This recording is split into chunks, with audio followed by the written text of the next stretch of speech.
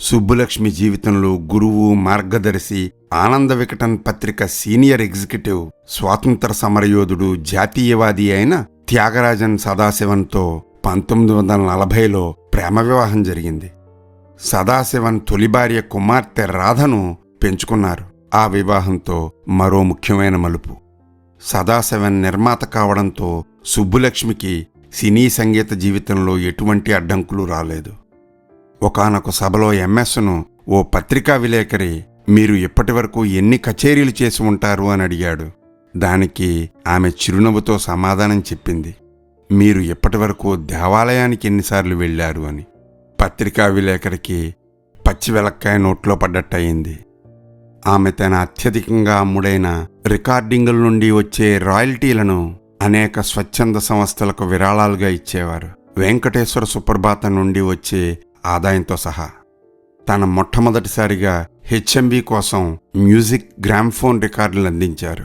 ఆమె అపారమైన కీర్తి ఉన్నప్పటికీ ఆమె భర్త సదాశివం ఆర్థిక ఇబ్బందులను ఎదుర్కొన్నారు. అమ్మకు డబ్బు నిర్వహణపై ఎటువంటి అవగాహన లేదు. సదాశివం 1970లో తమ ప్రసిద్ధమైన చెన్నై ఇల్లు కల్కి ఎస్టేట్స్ను అమ్మేశారు. ముఖ్యంగా కల్కి పత్రిక సిబ్బందికి జీతాలు చెల్లించడానికి ఈ ఆస్తిని అమ్మారు. 1979లో కంచి పరమాచారి ద్వారా, పుట్టపర్తి సాయిబాబా ద్వారా అప్పటి తిరుమల తిరుపతి దేవస్థానం కమిషనర్ అయిన పివిఆర్కే ప్రసాద్ ఎంఎస్ సుబ్బులక్ష్మికి అరుదైన అన్నమాచార్య పాటలను రికార్డింగ్ చేసే ప్రాజెక్టును ప్రారంభించారు.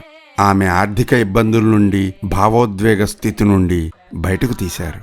తిరుమల తిరుపతి దేవస్థానం వారికి వెంకటేశ్వర స్వామివారి సుప్రభాతం, పంచరత్నమాల, బ్రహ్మ కడిగిన పాదము, వాతాపి గణపతింబజే, భజగోవిందం, బాలాజీ పంచరత్నమాల, అన్నమాచార్య కీర్తనలు ఆమె గళం నుండి వచ్చినవే.